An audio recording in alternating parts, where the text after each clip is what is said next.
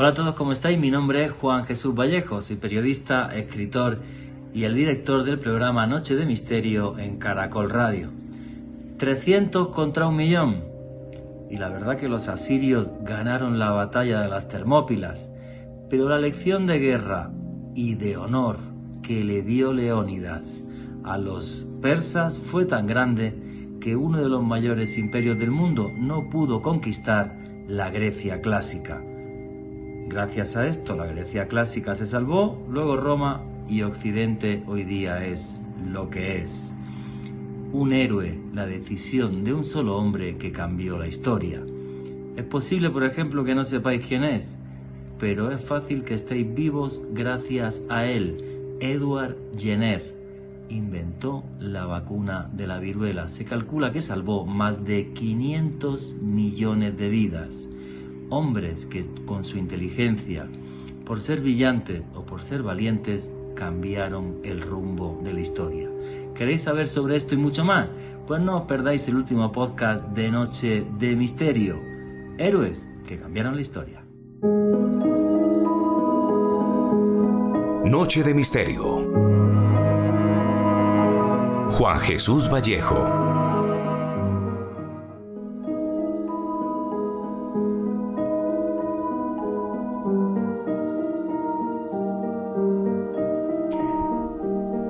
En tiempos como estos, donde la oscuridad parece reinar, el único escape que nos queda es lo épico, acordarnos de los héroes. En el momento en el que estamos, con una pandemia que está arrasando a nivel mundial y arrasando en todo lo negativo, con millones de muertos, con decenas de miles de enfermos, en un momento donde la economía ha regresado atrás un par de décadas, parece que de repente, como decía al comienzo, la oscuridad es la que reina en el mundo. Y por eso el otro día se me ocurrió hacer un programa como este, echar un vistazo a grandes héroes que hubo en la historia. Héroes que van desde lo puramente épico, grandes guerreros que salvaron a su nación, o por ejemplo, científicos que con su sabiduría han salvado a generaciones y generaciones. Y posiblemente luego cuando les demos los nombres, ni siquiera los conozcan. El talento humano es lo único que puede salvarnos en un momento así. El talento humano, el pundonor, las ganas de luchar y las ganas de unirnos. Y eso es lo que han conseguido diferentes personajes a lo largo de la historia.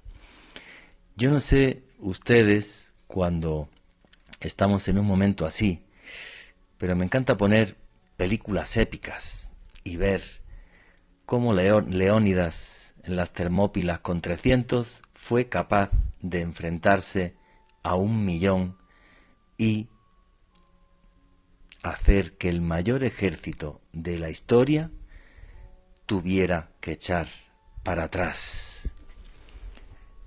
Personas que inventaron vacunas que salvaron más de 500 millones de vidas. En un momento donde, con perdón, y tenemos hoy también aquí un científico que nos va a hablar de eso, donde no querer vacunarse es algo total y absolutamente ridículo. De estos señores solo salimos entre todos. Por eso voy a hablar también de héroes que unieron a naciones enteras, como es el caso de Martin Luther King, del pastor norteamericano, o de Gandhi, más conocido como Mahatma, el gran alma, capaz de hacer que la India, por medios pacíficos, fuera un país independiente. Creo que son vidas de personajes en las que deberíamos pensar y tomar como un faro en este momento de penumbra y de zozobra. Creo que son personajes no solamente inspiradores, sino que además todos ellos tienen varios puntos en común. El más importante, jamás se rindieron. Nunca se rindieron y vieron en la oscuridad una posibilidad de buscar la luz, como creo que debería hacer la sociedad actual en la que estamos inmersos.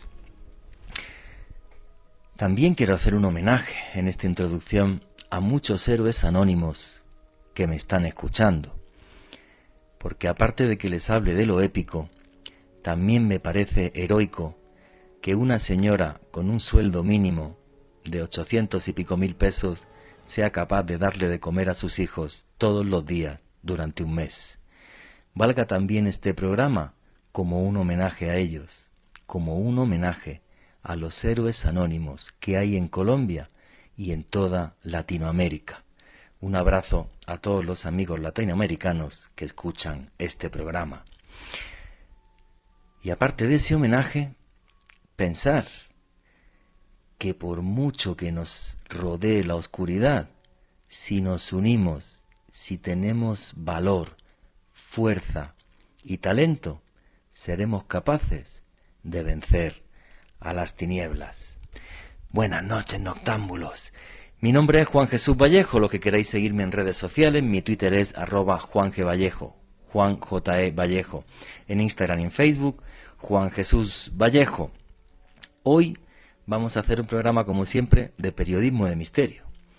Los hechos son los que son. Aquí hacemos periodismo. Los ponemos encima de la mesa y ustedes deciden qué hay detrás y qué no. Hoy en un programa con un contenido histórico muy claro, ¿vale?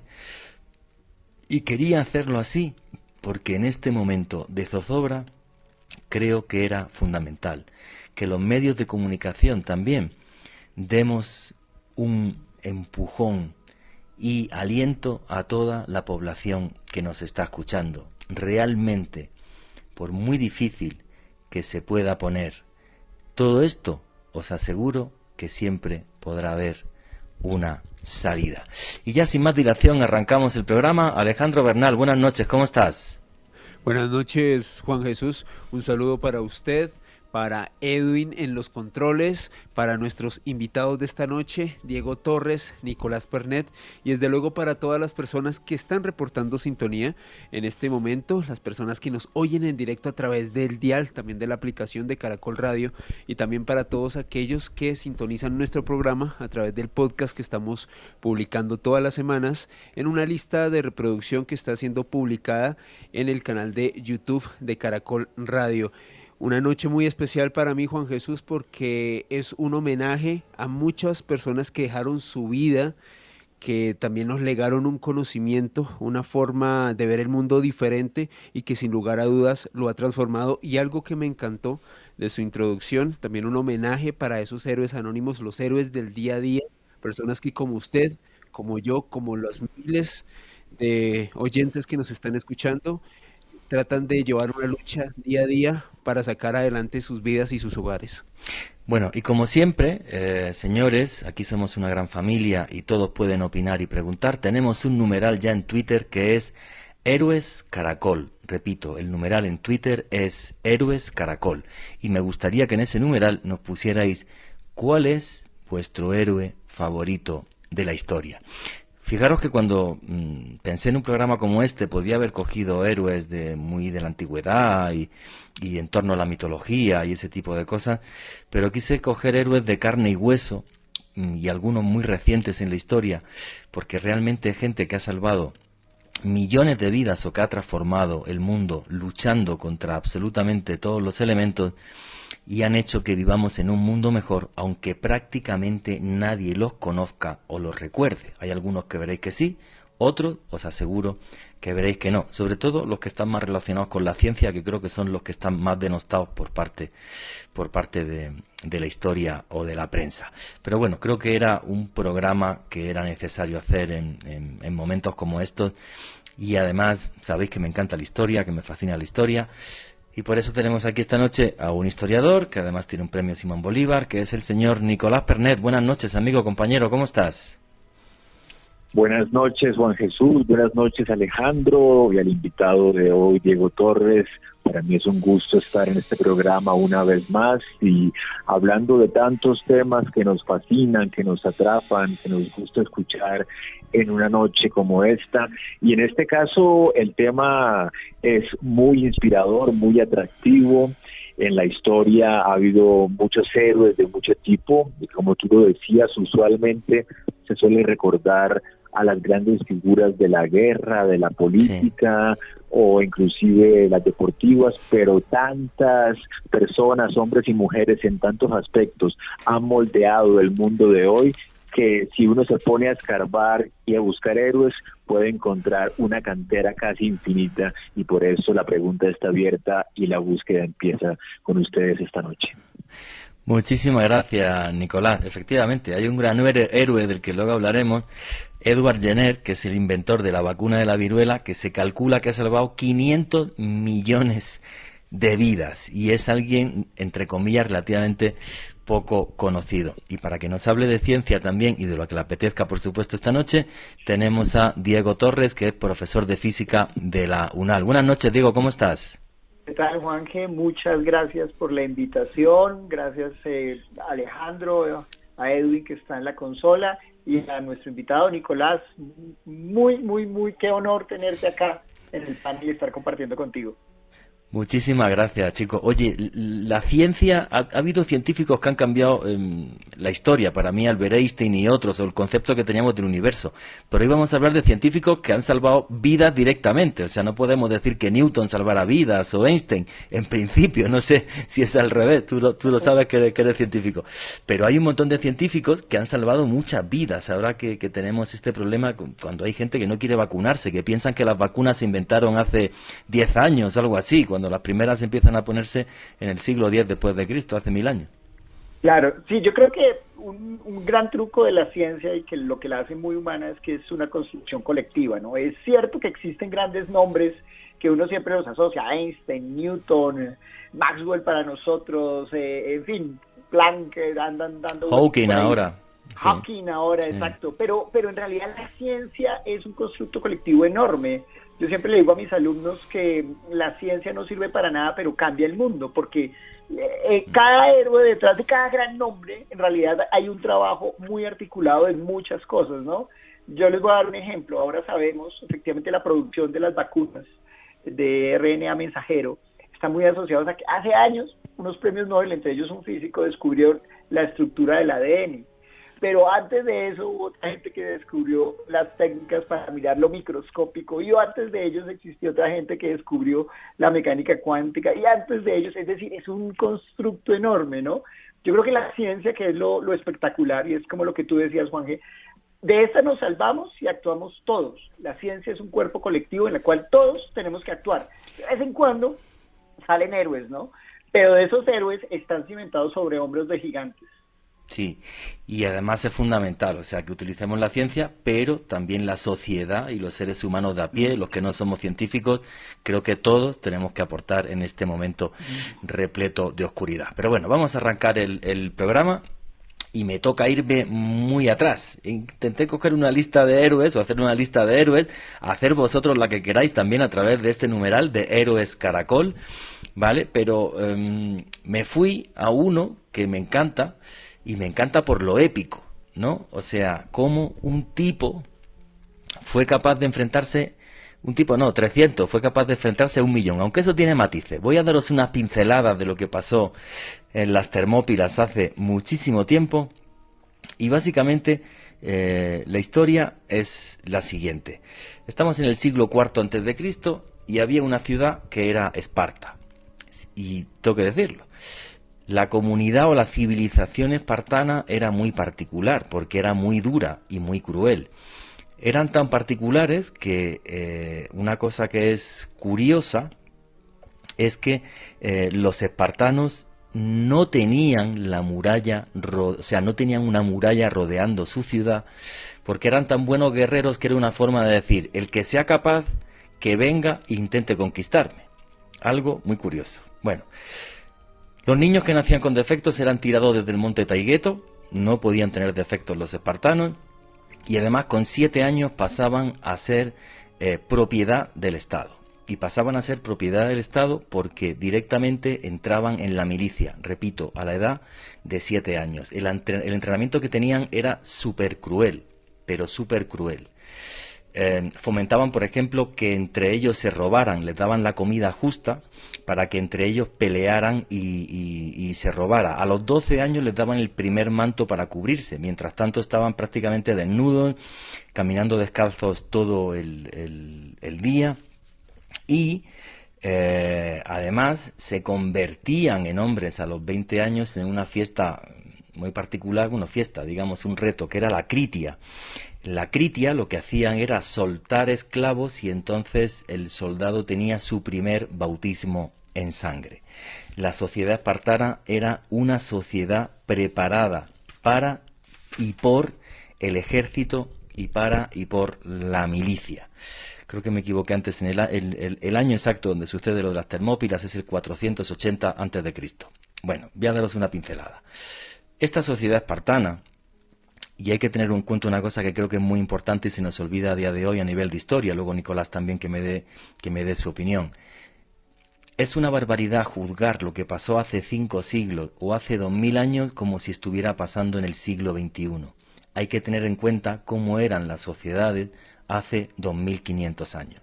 Sociedades donde era normal la esclavitud, donde las guerras eran continuas y donde encontrarte a alguien mayor era muy complejo porque además todos los hombres en la vida mínimo enfrentaban una guerra. Bueno, pues básicamente en el año 480 a.C., el rey de Persia, el rey de toda la zona esta de Oriente Medio, se va con un ejército enorme. No podemos saber exactamente el número de soldados, aunque en la película parezca que es 1.000.000. Hay historiadores que hablan de 200.000, de 300.000, hay otros que hablan incluso de 1.000.000, pero saberlo es muy complejo.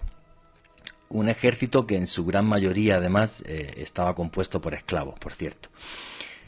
Y cuando llegan a la antigua Grecia, consigue algo que no había conseguido nadie. Ante un ejército tan grande, lo que hicieron los griegos, ojalá hiciéramos nosotros lo mismo ahora contra el virus, es unirse.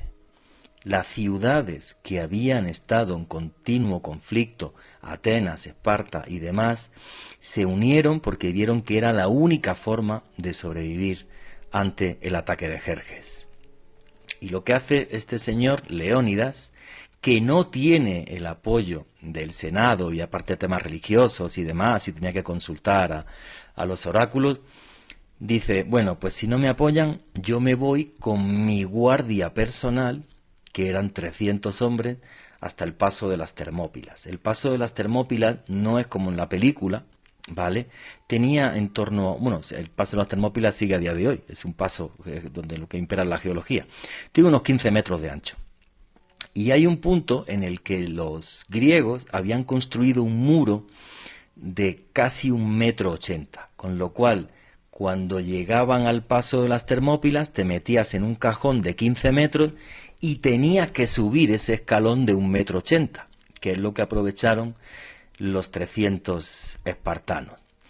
Hay un detalle muy curioso en toda esta historia, que es que cuando Jerjes se manda avanzadillas hasta el paso de las Termópilas, los ojeadores le dicen, oye, qué cosa tan rara, hemos visto a los griegos que se estaban ungiendo en aceite y haciendo deporte.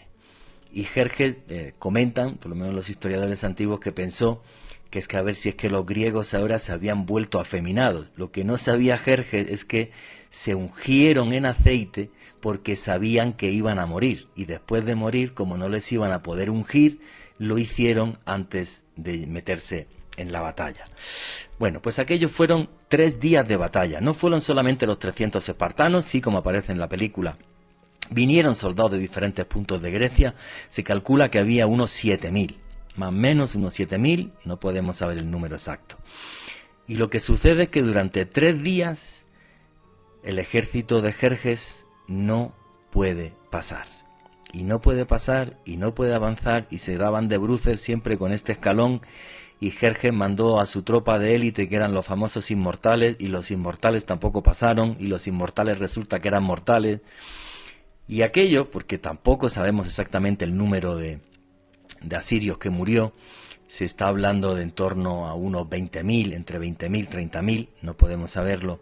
Fue un golpe moral tan duro para la tropa, en el sentido de decir, oye, es que 300 tipos ahí delante han matado a 20.000, fue un golpe tan duro para la tropa que psicológicamente los dejó muy tocados. Y aunque el ejército pasó, luego hubo dos batallas que fueron la de Salamina y la batalla de Platea, donde realmente ya el ejército de Jerjes tuvo que darse la vuelta. ¿Por qué he escogido a este héroe, a Leónidas? Si Leónidas no hubiera ido a las Termópilas, Grecia hubiera caído y la cuna del mundo occidental también. Y no sé qué sería el mundo occidental ahora, no podemos saberlo, pero otra cosa distinta seguro. Eso es lo que tengo claro. Entre los espartanos, igual que aparece en la película, que eso está muy bien copiado, cuando alguien se iba a la guerra con un ople, que era un escudo, la esposa le decía, con el escudo o sobre él. No podían perder la batalla, con el escudo o sobre él. Y es muy curioso además cuando después de estos 3 días, si ellos encuentran, gracias a un traidor, a Efialtes, un paso para rodear y poder atacar por todos lados, hay un señor que es Dianices, y Dianices, cuando llegan los emisarios de Jerjes y le dicen, oye Dianices, rendiros, claro, para Jerjes era muy importante la rendición porque era una forma perfecta de arrancar las batallas. Le dice, rendiros, y porque cuando lancemos nuestras flechas taparán el sol. Y Dianices le respondió, perfecto, porque pelearemos a la sombra. Todo esto que aparece en la película es real, creo que es un personaje épico y en momentos así lo épico nos es necesario, pero me gustaría de esto la opinión de nuestro historiador Nicolás Pernet. Sí, Juan Jesús, como tú cuentas, esta historia es fascinante y ha capturado la imaginación de la gente que le interesa la historia durante milenios, desde que el mismo Heródoto, el padre de la historia, la contó con sus exageraciones. Tal vez no era muy fiel en la cantidad de soldados que pelearon, porque él habla de 1 millón de persas. Luego se han dicho que podían estar entre 200.000 y 300.000 persas, pero claro, cuando se llegan las historias, las leyendas de esa batalla, parecían que era una cantidad infinita de persas. Y como tú dijiste, fue la guerra que taponó el avance de los asirios, de los persas, hacia Europa. Hay que recordar que durante mucho tiempo, durante milenios, y yo diría que hasta la actualidad, siempre ha habido una tensión entre Medio Oriente y Europa que se combaten continuamente, que se invaden mutuamente. De un golpe los asirios, luego los griegos, luego viene otra vez ya con otra religión, cuando es entre cristianos y musulmanes que se pelean, pero esa zona entre lo que ahora es Irak, Irán, la península arábiga, que en esa época era el imperio persa, siempre ha estado tentado a llegar a Europa, y justamente las guerras médicas, que en este caso no son para nada saludables porque vengan de médicas, sino que vienen de los pueblos medos en que habitaban la zona de la Siria, fueron una serie de guerras, de intentos de invasiones a Grecia, en los cuales los griegos se defendieron muchas veces, como tú decías, aliándose, porque Grecia no era una república ni un país unificado, sino diferentes ciudades, unas con más vocaciones guerreras que otras, pero todas guerreras.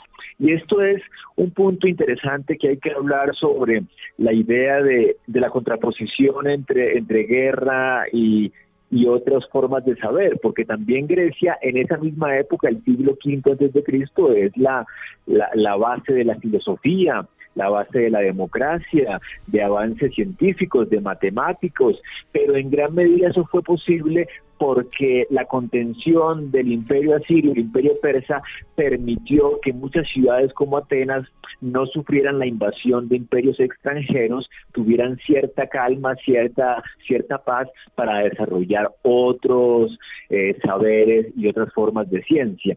Quiero decir, no es que la guerra y la ciencia estén aliadas, pero sí, la ausencia de guerra permite avances de la ciencia. Y el último siglo o el último 60 años en Europa, justamente con cierta ausencia de guerras en ciertos países, ha permitido el progreso de la ciencia en gran medida. Entonces uno podría decir que hay héroes que contienen la guerra, o sea, que contienen la invasión, pero a punta de destrucción, de muerte, Sí. y héroes contemporáneos que detienen las guerras con tratados de paz, con acuerdos, con negociaciones. En ambos casos, que ciudades o países se libren de la guerra por mucho tiempo permite que se desarrollen otras formas del saber, y en ese caso los héroes ayudan no nada más a la guerra, sino también a la paz y al desarrollo. Efectivamente, en un momento tan tremendamente duro como que tuvo que ser aquel, ver 200.000 o 1.000.000, no lo sé, pero era mucha gente, y el terror que tuvo que dar realmente lo que hizo Leónidas y el pasar a la historia así, preservó, y por eso lo es el único héroe de la antigüedad que he cogido, preservó el mundo occidental tal y como lo conocemos hoy día. Ojo, no sé cómo hubiera sido de otra forma. Pero bueno, señores, vuestras preguntas y comentarios a través del numeral Héroes Caracol, que le vamos a dar paso al boletín deportivo, pero ya mismo sigue Noche de Misterio.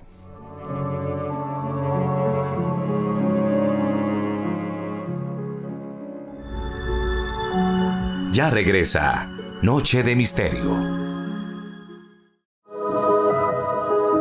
Continuamos con Noche de Misterio.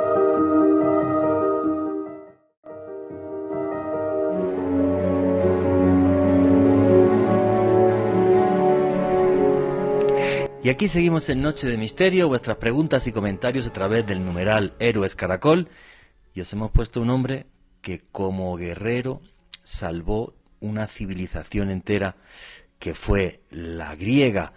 Diego Torres, como científico, fue fundamental el nacimiento de la ciencia en Grecia para el mundo occidental tal y como tenemos hoy, porque a mí se me vienen a la mente personajes como Arquímedes y demás. Sí, bueno, la ciencia, a ver, lo que nosotros conocemos como ciencia moderna. Es de hace 3 días, sí. Es realmente, es increíble, es muy, muy reciente, ¿no? Creo que antes lo que teníamos era como una especie de ensayo y error que aún todavía existe, hay que decirlo, y es parte de la experiencia que se tenían en los diferentes pueblos. De hecho, a mí me encantan las películas, esta película de los 300 es fantástica y muestra un aspecto bien interesante. Los que tenían tecnología eran los persas. Sí. O sea, cuando ustedes ven la película, y de hecho era así, efectivamente, si había una civilización que precisamente estaba encantada con los progresos científicos y que de hecho la existencia de algo llamado universidades modernas, método científico, todo eso, viene más de ese lado del Medio Oriente y del norte de África que de este otro lado. Para los griegos ellos eran personas fuertes, robustas, ¿no? Muy tradicionales en el sentido de que el orden jerárquico y eso de tener nuevas ideas científicas era algo como que visto como que eso no es tan bueno, ¿no? Inclusive es algo que la historia misma occidental ha negado. La ciencia moderna, tal y como la conocemos hoy en día, en realidad es un constructo por allá de Irak. La primera, en la región que conocemos como Irak, por allá entre el Tigris y el Éufrates, fueron los primeros que efectivamente comenzaron a tener un sistema moderno, científicos, académicos, un constructo de gente, ¿no? Entonces yo creo que el papel de la ciencia es muy, muy reciente, y creo que nosotros como occidentales nos aprovechamos enormemente una vez que descubrimos el poder de la ciencia. Creo que fue ese enfrentamiento de los 300 fue más un enfrentamiento de lo tradicional que no quiero cambiar contra algo muy moderno que era toda una maquinaria bélica de guerra, ¿no? Y precisamente gran parte de la parte épica era es que nosotros les ganamos a estos. Pasa un poquito como lo que pasa hoy en día guardar las proporciones en Afganistán, ¿no? No, pues aquí han venido todos los imperios, pero nosotros aquí a punta de armas bastante primitivas no permitimos que entren a estos territorios, ¿no? Eso es complicado. Mira, una vez me entrevistaron en España sobre eso porque conozco bastante bien Oriente Medio y por desgracia los conflictos también de allí. Y una vez me preguntaba un periodista, pero oye, ¿y esta gente con drones y con tal, cómo no son capaces de tal? ¿Y sabes mi respuesta? Muy sencillo, se comunican con palomas mensajeras. No, es que... Ni qué drones, ni qué bailan, ni nada. No, el arte de la guerra también es la experiencia, el territorio y el conocer el territorio es fundamental a la hora de tener una batalla. Eso es, hoy en la academia y el gran constructo científico es que tenemos una serie de reglas y nuestro campo de batalla son los argumentos con teorías matemáticas y los experimentos que sean repetibles y comprobables, ¿no? Entonces, en este campo de batalla tan reducido es donde la ciencia ha tenido un triunfo enorme, ¿no? Cuando se trata de salir de ahí, pues hombre, hay ahí un campo, una enorme línea gris. Alejandro Bernal, quería comentar algo.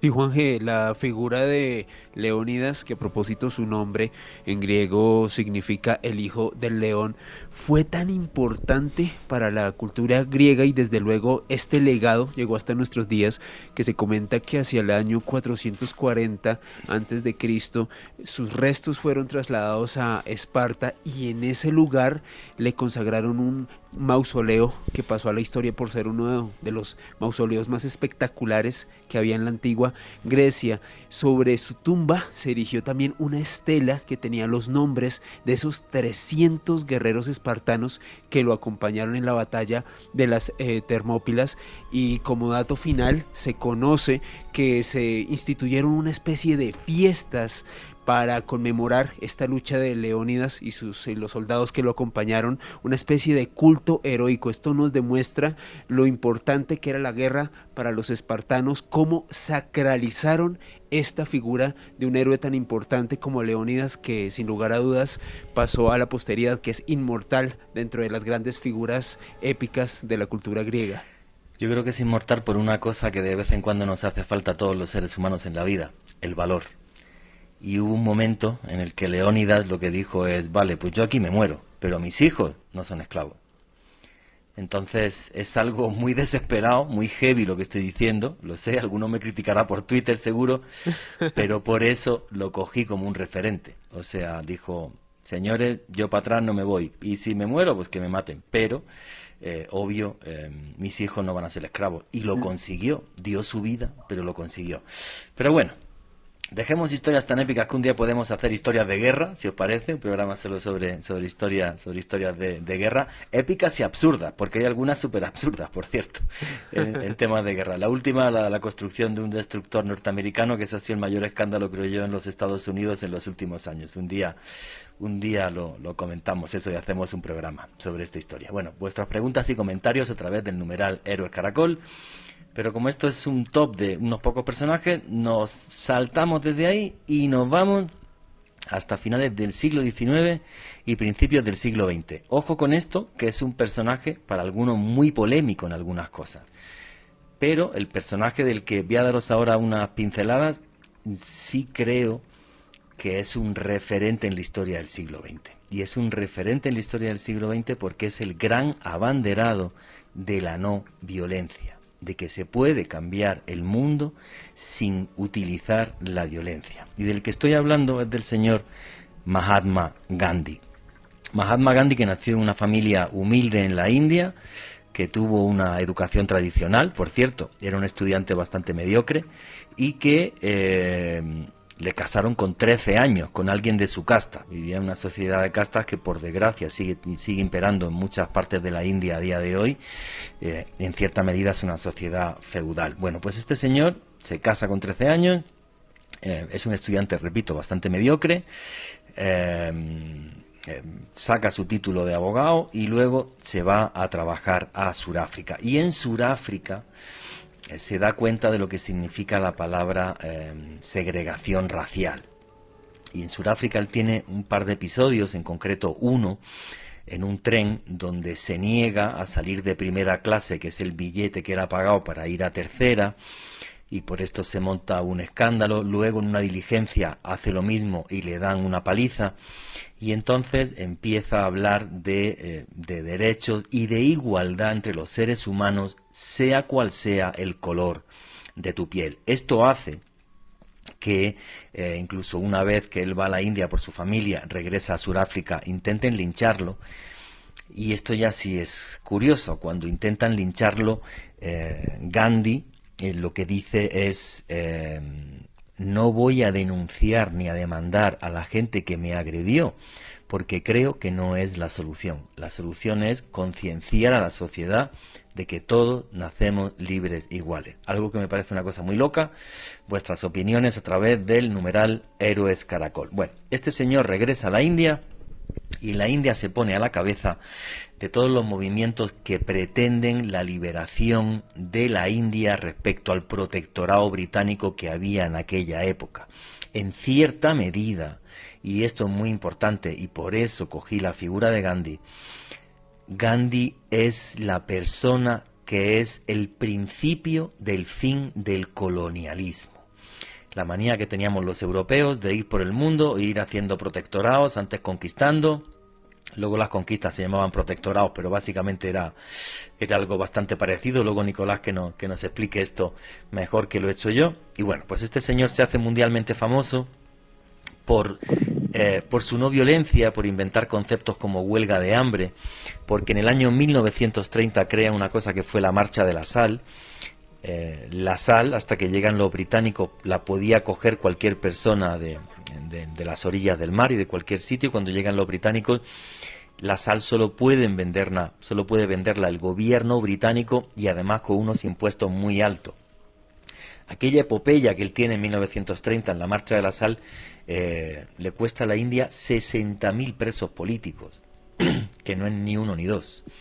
Y Gandhi, que estuvo 9 meses en la cárcel. Pero como era imposible dominar y tener bajo control policial todas las playas de la India, más los lugares donde se podía sacar sal, hay un momento que el virrey de la India dice: señores, no puedo con esto, que coja la sal el que quiera, y ya desafía al gobierno británico y el imperio británico, por ejemplo, quitándose la ropa, que toda la ropa venía de Gran Bretaña y se manufacturaba en Gran Bretaña, y por eso lo veréis siempre con una túnicas que él mismo se hacía incluso, y una y otra y otra y otra, hasta que el gobierno británico ya en 1943, en plena Segunda Guerra Mundial, y ante las palabras de Gandhi, que siempre fueron de no violencia, y públicamente siempre dijo: nunca jamás me meteré a llamar a que la gente agreda a alguien, el gobierno británico llega ya a un acuerdo en el sentido de que cuando acabase la Segunda Guerra Mundial le iba a dar la independencia a la India. Él estuvo muy mal, le costó mucho aceptar que la India y Pakistán se separaran, un Pakistán musulmán y una India de mayoría hindú. Los musulmanes y sobre todo la Liga Musulmana no quiso ser parte de ese nuevo país porque pensaban que iban a ser discriminados. Era vegetariano radical y además comía solo vegetales crudos. Tenía un respeto radical y total por la vida.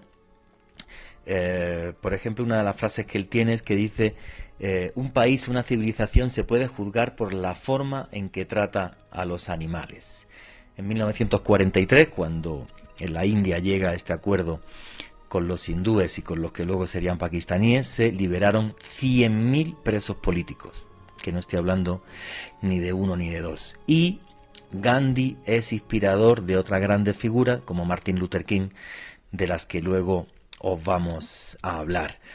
Y como siempre, la pregunta a nuestro historiador, Nicolás Pernet: Mahatma Gandhi. Gandhi, la película es maravillosa, dura 3 horas para que le guste el buen cine.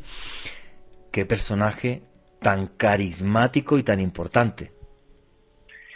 Sí, Mahatma Gandhi, Mahatma, el alma grande, como lo bautizó el poeta Tagore, que lo vio como esta alma grande que puso en práctica una idea que tal vez antes se había enunciado teóricamente, cuando en el siglo XIX Henry David Thoreau, que es un norteamericano, habla de la desobediencia civil y filosofa sobre esta idea de que el opresor no podría ser dueño de un territorio, el colonizador no podría dominar una región o un país si los colonizados se resisten a apoyarlo. Tú hablabas ahora del colonialismo, una forma de dominación política que en los últimos 5 siglos ha ejercido Europa, pero que en otras épocas otros reinos han ejercido contra otros pueblos. Pero siempre sucede que el colonizador llega a un territorio,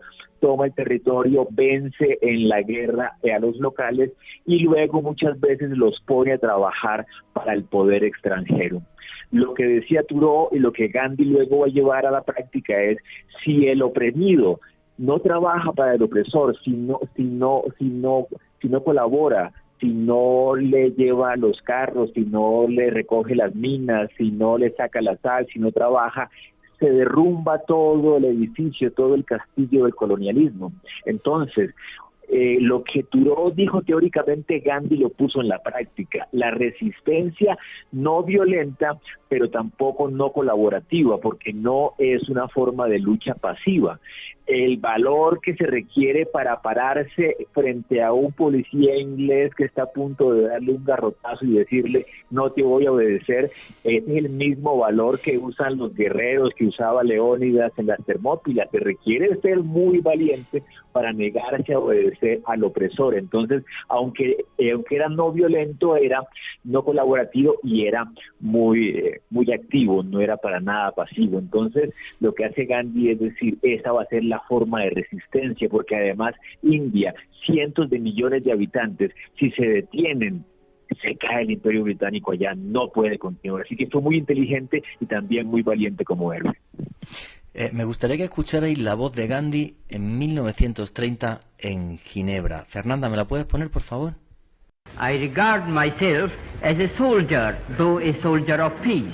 I know the value of discipline and truth.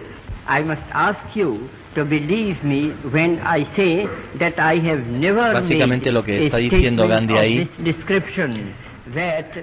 lo que está diciendo ahí es que él es un soldado, pero un soldado de la paz, y que jamás le diría a su pueblo en un momento de lucidez que utilizaran la violencia. Para mí este señor es un gran ejemplo. Tiene algunas polémicas, no me quiero meter mucho en polémica, como por ejemplo lo que dijo respecto a los nazis y los judíos y demás, que eso saldrá en cuanto lo pongáis en Google, porque el problema es si la no violencia y la desobediencia civil, que creo que es un concepto que en cierta medida él crea, pueden llegar a solucionar todo en el mundo. Alejandro Bernal, ¿quería comentar algo?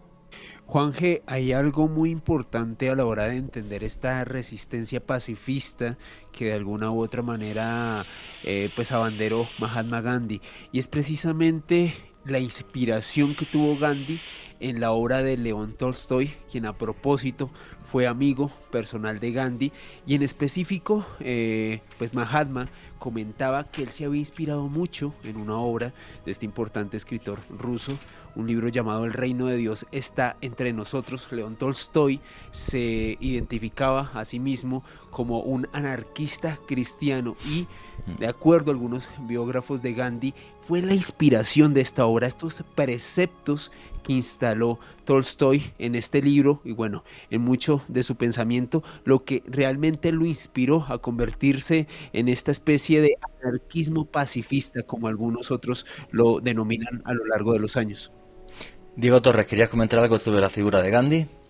No, es una figura increíble. Yo pienso que la historia produce ese tipo de personas que inspira. El ser humano necesita momentos de inspiración y figuras de inspiración para avanzar, ¿no? Creo que como sociedad y yo creo mucho en la sociedad y en el grupo que actúa, pero sí hay que reconocer que hay momentos en la historia en la cual un hombre sí hace la diferencia, y esos ejemplos son magníficos y los utilizamos como ejemplo. Yo pienso que también como sociedad hemos construido este imaginario del héroe de ejemplo, porque así como hay ejemplos malos, yo más tarde, si me dan la oportunidad, les cuento otro ejemplo que va por el otro lado, que es científico, pero el ejemplo de Gandhi es un ejemplo que yo pienso que es muy novedoso y que, a pesar de que ha pasado el tiempo, nuestra sociedad no lo ha logrado entender.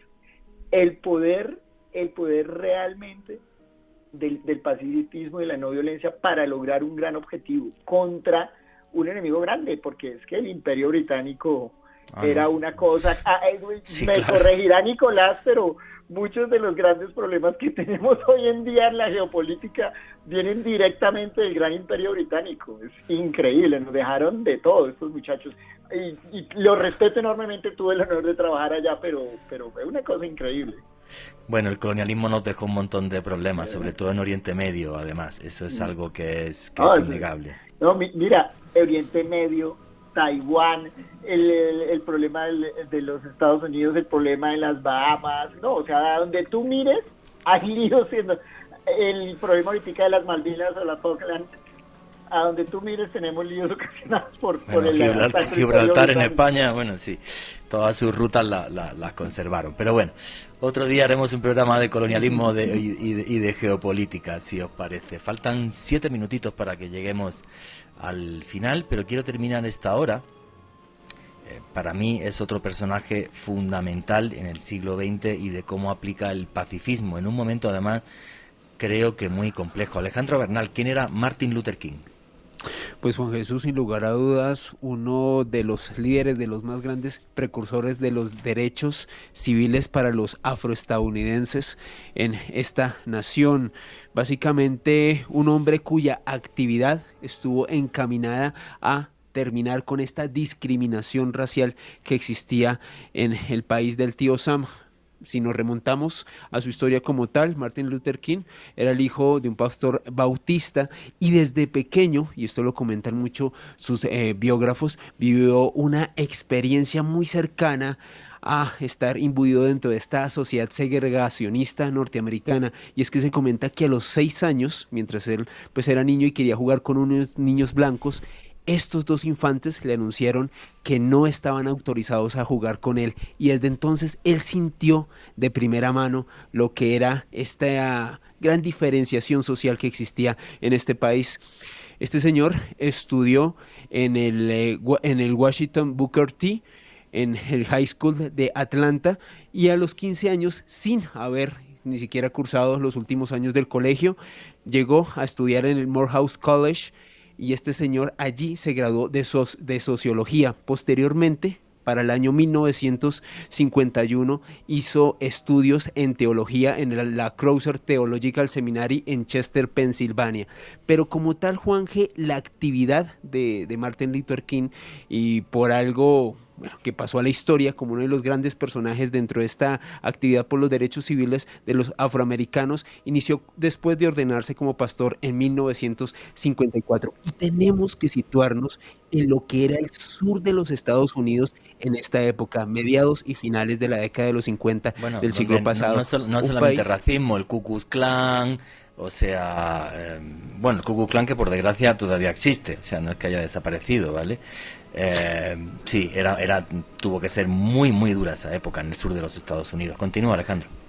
exactamente, Juan Jesús, un lugar lleno de grupos que atentaban contra los derechos de los negros, donde se ejercía violencia física, donde no se le permitía a personas de color sentarse en lugares para blancos, ni en autobuses, ni en restaurantes, ni iglesias, ni demás. De hecho, hay un hito en 1955, en diciembre. Rosa Parks fue la primera mujer negra arrestada por haberse negado a cederle el puesto a una persona blanca en uno de estos autobuses.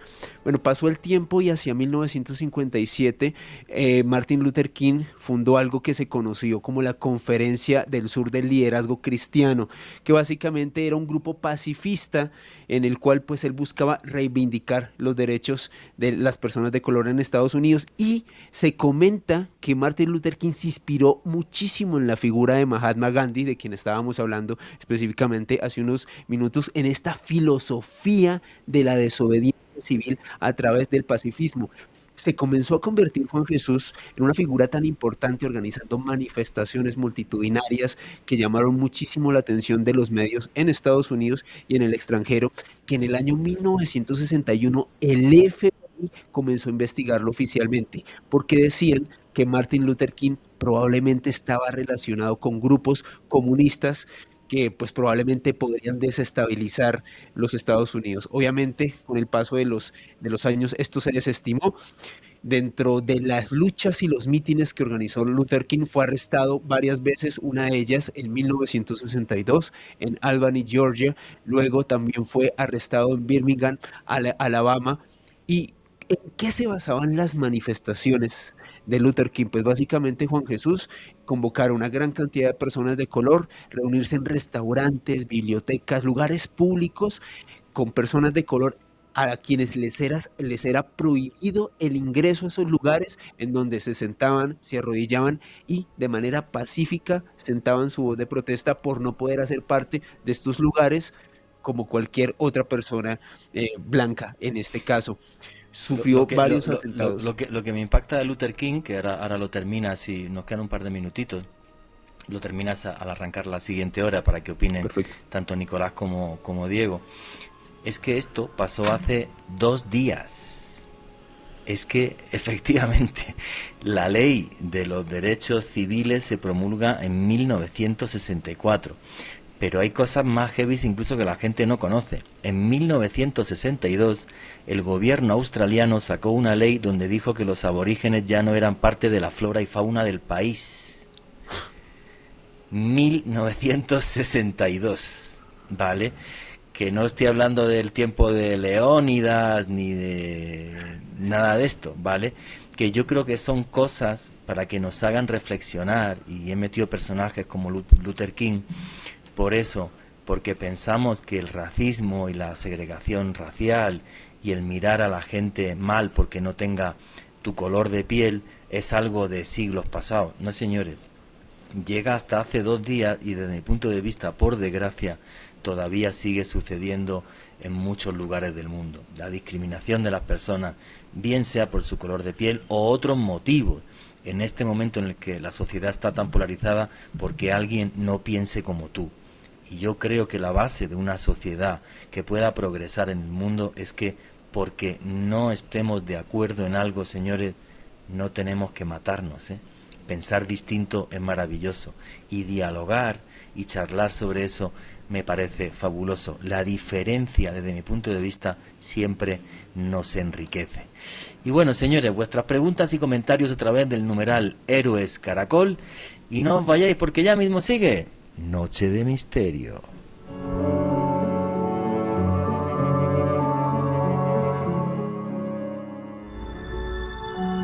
Ya regresa Noche de Misterio. Continuamos con Noche de Misterio.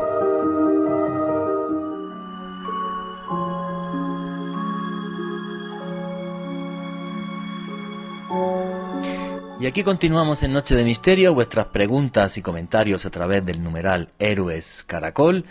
Como veréis, personajes muy distintos en la historia, pero todos con un gran carisma y un gran poder transformador de la sociedad, hayan sido como guerreros o hayan tenido una actividad social y política. Y nos estaba contando Alejandro la historia de Martin Luther King, que yo lo que hice hincapié es, señores, que esto pasó hace 2 días, que es que yo nací en el 70 y estamos hablando que esto pasó 3 días antes, o sea, y los estertores de esto llegan hasta hoy. Pero continúa con la vida de Martin Luther King, Alejandro.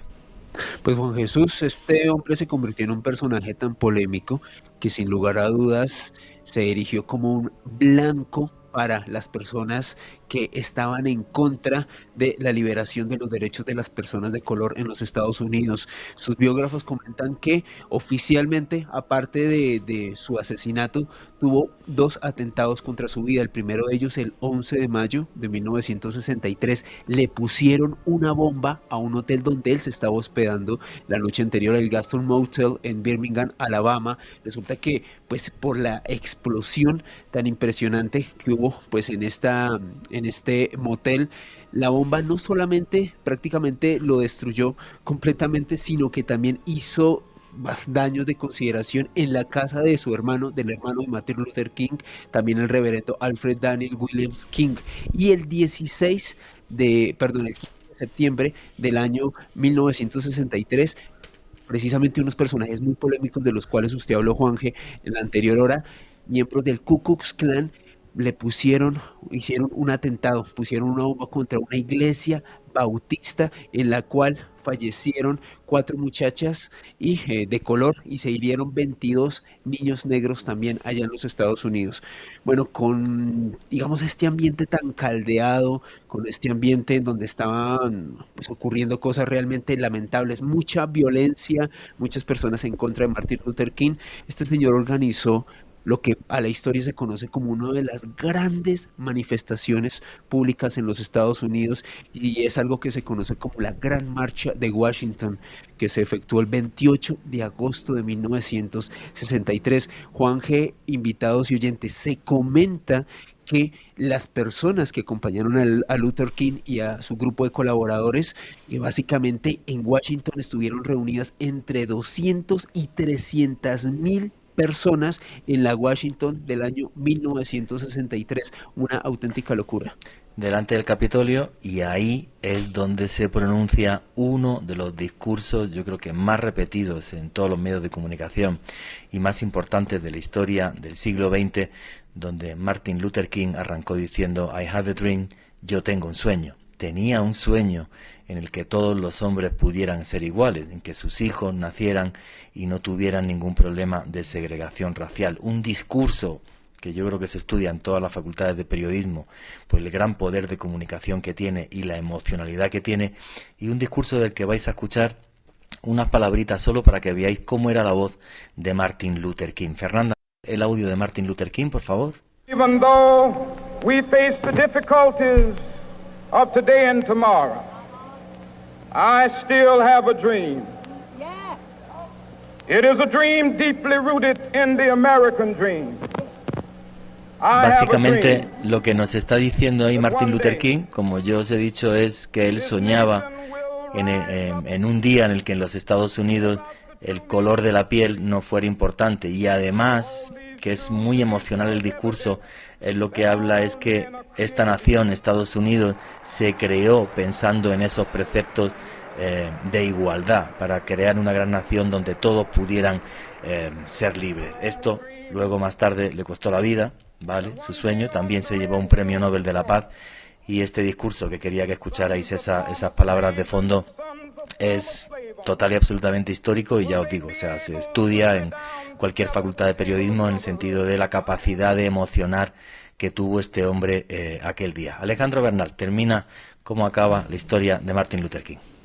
Pues Juan G., sin lugar a dudas, para mí un discurso no solamente entrañable por la forma en que Luther King lo expresó, sino, y quiero parafrasear uno de los fragmentos de los párrafos que este señor comentó en este gran meeting en Washington, comentaba lo siguiente: yo tengo el sueño de que mis 4 hijos pequeños vivirán un día en una nación donde no serán juzgados por el color de su piel, sino por el contenido de su carácter. Yo creo que esto de pronto, Juan G., para la gente que es muy joven le pueda sonar extraño, un poco extremista, pero por eso quise también hacer el contexto de cómo eran los Estados Unidos a mediados del siglo pasado, un país en donde las personas de color, los negros, no podían realizar las actividades públicas como las podía hacer una persona blanca con total normalidad. Tal y como usted lo dijo, Juanje, hace unos minutos, obtuvo el Premio Nobel de la Paz, se lo concedieron el 14 de octubre de 1964, básicamente por esta lucha, por poner a la luz pública, no solamente en Estados Unidos, y lograr una serie de reivindicaciones de los afrodescendientes, sino también por mostrarle al mundo lo que estaba sucediendo en Estados Unidos. Así que le dieron el Premio Nobel de la Paz, lo reitero, el 14 de octubre de 1964. Un año después pasó algo muy curioso, Juanje, y es que en plena guerra de Vietnam, Martin Luther King también comenzó a expresar públicamente su rechazo por el papel que estaba ejerciendo los Estados Unidos en esta guerra, que para él era, sin lugar a dudas, una guerra colonialista absurda, y él denunció públicamente y también en medios a nivel internacional precisamente la actitud beligerante de Estados Unidos, precisamente insistiendo en el hecho de que estaban intentando ocupar un país como si fuese una colonia de los Estados Unidos. O sea, imagínense lo polémico y también visionario que fue Luther King en este hecho que sin lugar a dudas marcó mucho la historia de los Estados Unidos el siglo pasado. Finalmente, Juanje, Martin Luther King fue asesinado en marzo de 1968, específicamente en Memphis, Tennessee.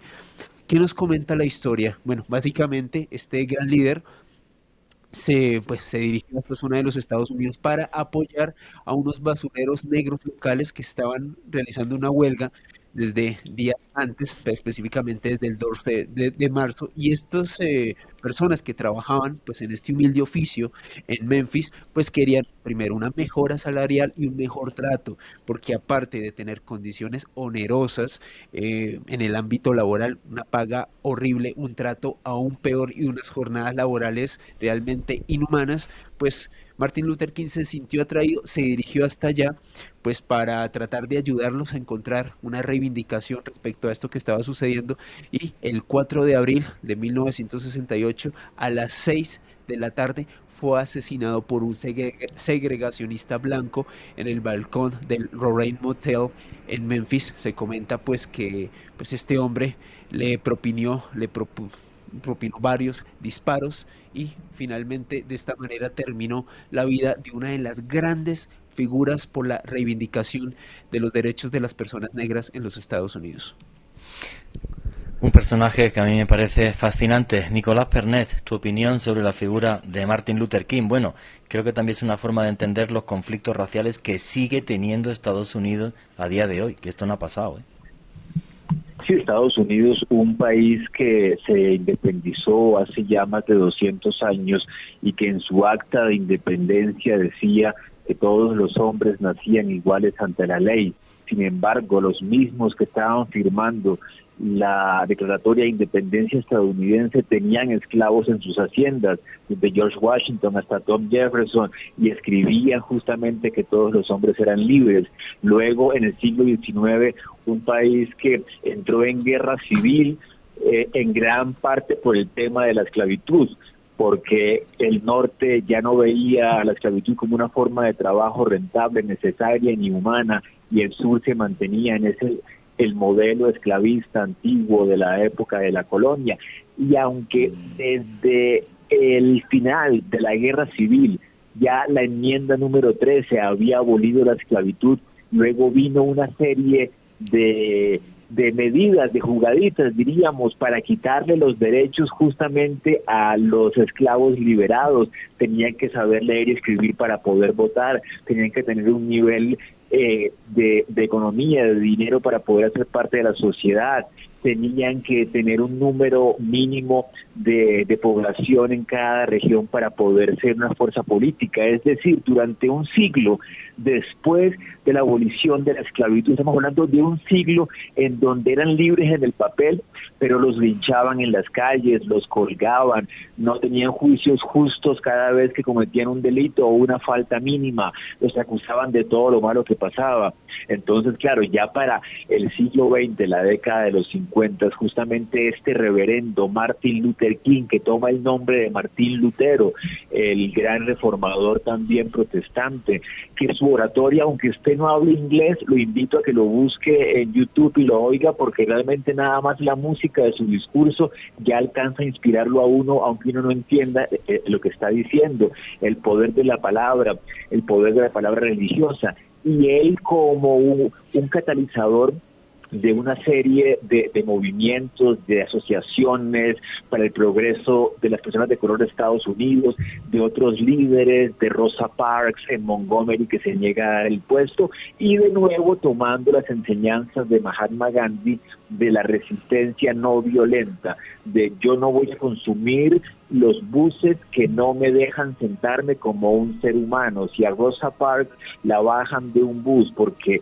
se niega a darle el puesto a los blancos, entonces la comunidad negra de Montgomery no va a usar el bus y la empresa va a quebrar y se va a ver obligada justamente a permitir a desegregar los buses. Y con esa mirada de que si la comunidad se une y se resiste y se niega a apoyar al opresor, tomada de Gandhi, tomada de Thoreau, tomada de Tolstoy, lograron que se segregara los buses en Montgomery, lograron que se pasara la ley de derechos civiles del 64 y lograra que los presidentes Kennedy y luego Lyndon B. Johnson apoyaran justamente las reivindicaciones de los negros en la ley. Claro que después de eso siempre sigue el proceso para que lo que está en la ley se convierta en realidades cotidianas, y Estados Unidos todavía no lo ha conseguido, pero gracias a Martin Luther King y a muchos otros héroes de este movimiento es que se mantienen esos estándares por los cuales todavía se lucha. A mí me parece un personaje crucial y sobre todo quería recalcar esto, ¿no? Que la segregación racial en la ley duró hasta hace 2 días. Diego Torres, ¿cuál es tu opinión sobre la historia de Martin Luther King? Bueno, a mí, como siempre, la mirada mía es un poco más por el lado científico. A mí me parece increíble, ya llevamos más o menos 20 años de un estudio en el que demostramos que la diferencia genética entre un ser humano y un chimpancé es solamente el 1.2%. O sea, sí. Es absolutamente increíble que todavía nuestras sociedades estén obsesionadas, por ejemplo, la sociedad colombiana, ¿no?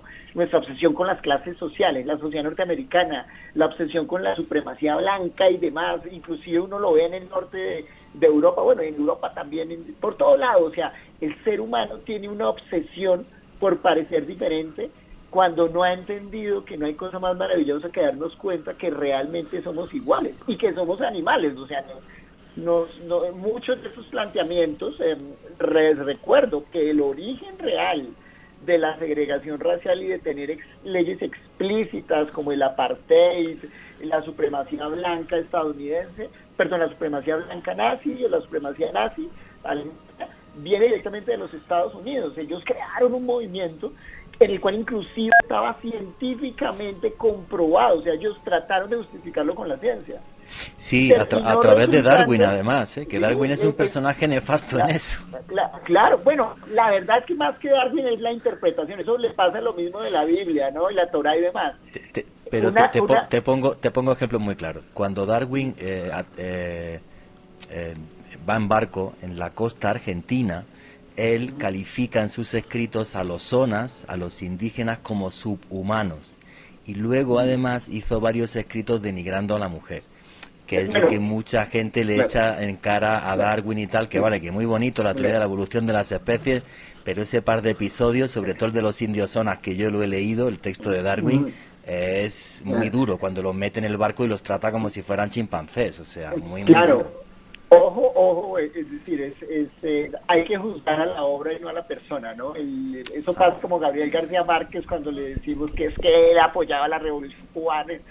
Efectivamente, es cierto, digamos, como personas tuvieron unos desaciertos personales increíbles. El caso del señor Fritz Haber, por ejemplo, Fritz Haber creó la existencia de los fertilizantes modernos. Él creó y logró que la humanidad completa se pudiera alimentar. Sin la existencia de los fertilizantes modernos no hubiéramos llegado, y las vacunas y otros aderezos, no hubiéramos llegado a los 7.000 millones. Pero Fritz Haber, que salvó a la humanidad de morir de hambre, Fritz Haber inventó la guerra química moderna. Se sintió orgulloso de eso. Le dieron el premio Nobel a Fritz Haber y él decía explícitamente: en tiempos de paz el científico pertenece al mundo, pero en tiempos de guerra el científico pertenece a su país. Y ahí voy un poco a lo que dijo Nicolás al principio, que decía, bueno, en la ausencia de la guerra ha permitido el progreso de la ciencia. Bueno, en realidad no. En realidad la ciencia ha progresado de forma enorme en las guerras. De hecho, la mecánica cuántica como tal, estos gran constructos que nosotros, la manera como nos comunicamos, la internet, los dispositivos electrónicos y demás, tuvieron un avance enorme durante la guerra. ¿Por qué? Sí. Después de la guerra se vuelve ya popular y empezamos con la ciencia abierta, pero realmente la ciencia nunca se ha detenido. Pero digamos, a lo que voy es cierto, en ocasiones desafortunadamente hemos utilizado la ciencia para justificar muchas cosas que son injustificables. Y paradójicamente la ciencia, que es un constructo, la ciencia es lo que mejor tenemos para equivocarnos lo menos posible. La misma ciencia, toda esa gente que trató de utilizar la ciencia, terminó casi que rebatida por la misma ciencia, diciéndole, mire, qué pena, señor chimpancé, usted no es muy diferente a estos que comen bananas ya en el África. Yo fíjate, yo quería dar no sé si conoces esa historia, Diego. ¿Conoces la historia de la matemática Katherine Johnson, que trabajó en la NASA, no sé si la conoces. Sí, claro, fantástico, ¿no? Katherine Johnson, que trabajaba en la NASA y que su vida acaba siendo una película que se llama Hidden Figures. Bueno, pues esta señora, hay un episodio que es muy curioso y que es real, que es que para hacer pipí, por la segregación racial, tenía que ir hasta el carajo de la NASA a hacer pipí, y cuando el director de la NASA se enteró, con un palo de golf rompió el cartel que había en la puerta del baño. O sea que también hay gente dentro de la ciencia que le ha echado valor. Nicolás Pernet quería hablar. Para matizar la afirmación de que la guerra es la que moviliza la ciencia, te podría decir que sin duda es cierto que los estados y los gobiernos tratan de alimentar la investigación para llegar mejor preparados a la siguiente guerra, que fue lo que pasó en gran medida en la Primera Guerra Mundial y desde antes en la Guerra Franco-Prusiana, cuando empezaron a darse cuenta que los alemanes estaban mejor alimentados, que tenían más fuerza, que tenían mejor armamento, y que desde allí muchos estados entran en una serie de políticas y de prácticas justamente para prepararse para una posible guerra. Pero eso no es igual a que uno pueda hacer investigación o pueda tener un laboratorio mientras las tropas nazis entran y arrasan con todos los laboratorios de una ciudad. Entonces, si bien es cierto que la guerra incentiva como la internet misma y otras formas de comunicación y de avance tecnológico, sí se requiere un nivel de paz para poder simplemente trabajar, para poder compartir los conocimientos y para poder llevarlos a la práctica para labores civiles, porque aunque la red, por ejemplo, se haya creado para la guerra, su gran crecimiento de Internet ha sido para funciones civiles y estamos en un mundo muy diferente por una herramienta científica que nació para la guerra. Diego Torres. Hay un punto bien importante. Efectivamente, la Internet, y lo sé muy bien la historia porque yo trabajé en ese laboratorio, fue creada en un laboratorio de física nuclear. ¿Por qué? Por la necesidad de comunicar de manera simultánea y mantener la información así se fuera la luz. La obsesión era, tenemos una máquina, un microscopio de 18 kilómetros de diámetro, ¿qué hacemos? Y crearon lo que denominamos el protocolo HTTP y la distribución compartida de información, y luego eso lo tomarían los Estados Unidos y crearían el Internet. Y totalmente de acuerdo. Definitivamente siempre la paz sí produce efectos muy favorables en la ciencia, es decir, se necesita, los laboratorios no pueden crecer en medio de zonas de conflicto y de combate, eso sí, y eso inclusive lo vemos aquí en Colombia. El gran desarrollo científico que tenemos en cierta medida, bueno, si podemos llamarlo, está más centralizado en aquellas ciudades que gozan de cierto nivel de bienestar, ¿no? A pesar de que el gobierno como que se obsesiona a decir, no, es que haga investigación, ciencia y tecnología con recursos de regalías en el Amazonas. Dice uno, mire, no es tanto eso. Y la plata, aquí en Colombia, por ejemplo, uno como investigador y en el mundo, con un ambiente de laboratorios que le permitan trabajar, uno consigue recursos en el extranjero, en todo lado. Pero sí es cierto, la verdad también, la ciencia es algo que el humano no deja de hacer. Permanentemente el ser humano se está haciendo preguntas, y ahí en la mitad de la guerra, en la mitad del conflicto, la gente se hace preguntas. Yo tengo una historia, que es una historia que siempre le cuento. La Universidad Nacional me ha permitido trabajar en la sede de Tumaco, y un alumno de allá me dijo alguna vez, profesor, es que yo quiero saber qué es el tiempo. Y entonces yo le decía, vea, usted es un muchacho de Tumaco que está haciendo una pregunta de premio Nobel. ¿Por qué? O sea, ¿qué necesidad tiene una persona que ha vivido en medio del conflicto? Nosotros no sabemos lo que es el tiempo, no tenemos ni idea. Eso es uno de los grandes misterios del ser humano. Y digo, este muchacho está haciendo esa pregunta. ¿Por qué?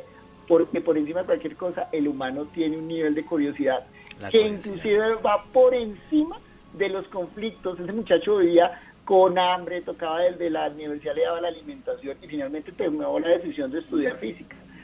A pesar de los papás que pues, querían que fuera abogado, porque aquí en Colombia nos gustan mucho los abogados, parece. Bueno, con la cantidad de conflictos que hay, trabajo no le falta. Por desgracia, me salió el chiste. Lo siento, oye, se me ocurrió un programa para hacer otro día, un programa, inventos que cambiaron la historia.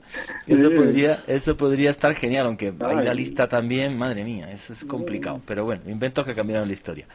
Bueno, señores, faltan 3 minutitos para acabar este bloque, y luego tenemos un siguiente bloque de media hora. Y ahora sí, quiero que nos metamos en el tema de la ciencia. Y en el tema de la ciencia, además, pensando desde mi punto de vista en algo fundamental, y no lo he cogido porque estemos en este momento, es que uno se va a buscar listas de héroes y que a alguien se le calcule que ha salvado 500 millones de personas es una auténtica barbaridad. O sea, tenía que estar en la lista sí o sí. Y ese señor no es ni más ni menos que Edward Jenner. Y Edward Jenner era un zoólogo, un científico británico, médico rural también, por cierto, que en el siglo XVIII, pues este señor es el que inventa la vacuna de la viruela.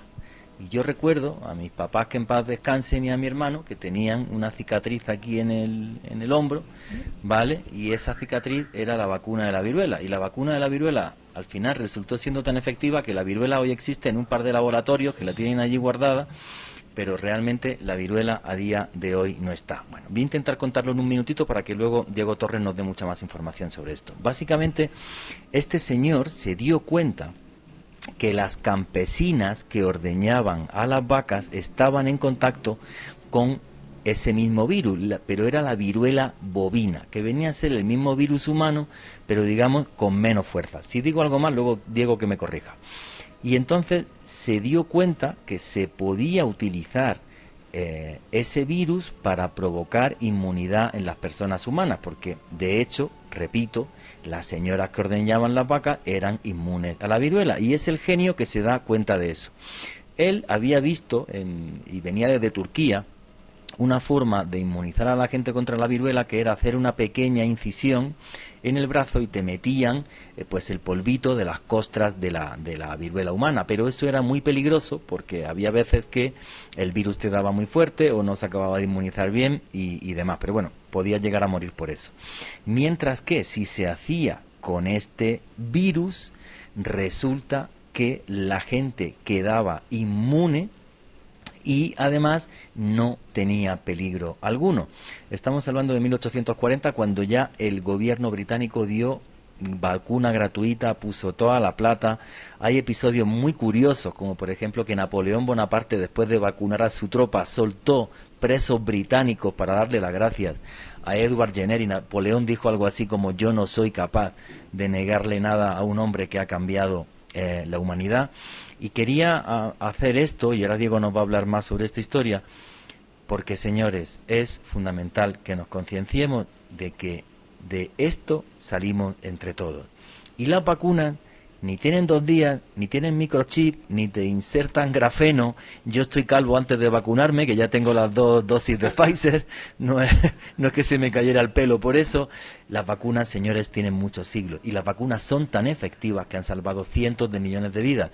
Pero vamos a hablar de eso justo ahora, después del boletín deportivo. Así que vuestras preguntas y comentarios a través del numeral Héroes Caracol, y no os vayáis, porque ya mismo sigue Noche de Misterio.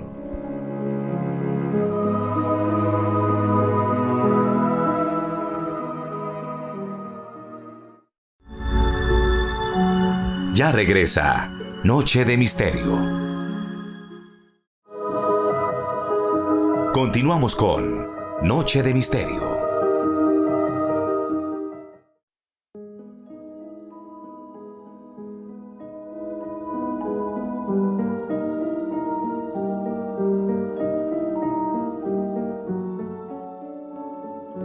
Seguimos en Noche de Misterio, vuestras preguntas y comentarios a través del numeral Héroes Caracol, y estábamos hablando de la vida de un hombre que posiblemente usted que me está escuchando o yo mismo le debamos la vida, porque repito que se calcula que este señor salvó 500 millones de vidas humanas, y estamos hablando del microbiólogo Edward Jenner. Pero Diego Torres, que es científico, ¿hasta qué punto es importante y fue innovador lo que hizo Edward Jenner? Bueno, lo que hizo Jenner fue, creo que este momento de la historia es un muy buen momento, como ejemplo, para decir lo que hizo Jenner. Jenner logró algo que ya se sabía, volverlo científicamente viable y llevarlo, por así decirlo, a la población. Miren, no era que la viruela no se conociera. De hecho, no era ni siquiera que no existieran algún tipo de medicamento contra la viruela, ya se sabía. De hecho, las primeras inoculaciones contra la viruela son reportadas en el año 1000 por parte de los chinos.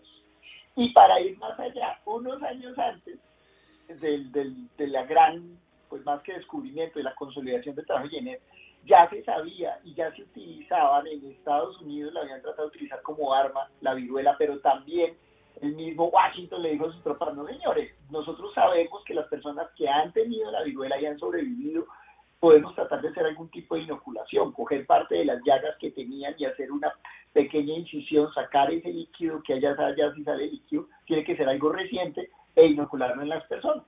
En realidad eso ya se sabía, pero nuevamente aquí viene el juego de la ciencia. El juego de la ciencia es observación, las preguntas, la observación, el poner una hipótesis y el hacer una serie de experimentos controlados. Eso fue lo que hizo Jenner. Jenner logra determinar un momento, yo empiezo a generar hipótesis de es que debe haber alguna relación entre esto que le da a las vacas, porque es que a las lecheras no se enferman, porque ellas dicen: a mí ya me dio la viruela de las vacas, por así decirlo. Y en esa viruela de las vacas, como yo ya me enfermé, ¿por qué había la transfusión? Pues para los que han tenido el placer de ordeñar, que es un buen ejercicio para los brazos, cuando hay vacas que son muy duras de ordeñar, y entonces a uno se rasga la ubre de la vaca, se rasga uno, y ahí hay contacto de fluidos. Jenner entiende, dice, dos cosas claves de Jenner. Primero, un gran observador, con una gran cantidad de información previa, y el hombre se da cuenta que ese saber ancestral que tenía, ese saber, él es capaz de cogerlo. Lo toma ese saber, y dice: yo voy a hacer una serie de hipótesis y las voy a probar, y logra encontrar de manera efectiva que hay una especie de virus atenuado, y ese virus atenuado genera resistencia, permite generar resistencia dentro del cuerpo humano. Y de hecho, la historia es increíblemente fascinante, porque al igual que lo que pasa acá, los influencers de la época dudaban de las vacunas, comienza una vacunación masiva. La reina, inclusive en su momento, la misma reina Victoria tuvo que vacunar a sus hijos delante de todo el mundo para decirle: vea, es que esta vaina funciona. Hoy aquí son los políticos tratando de sacar réditos.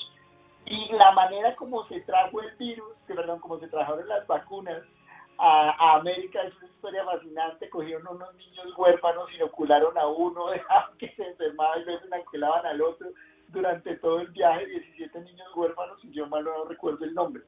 Pero ¿qué hizo Jenner?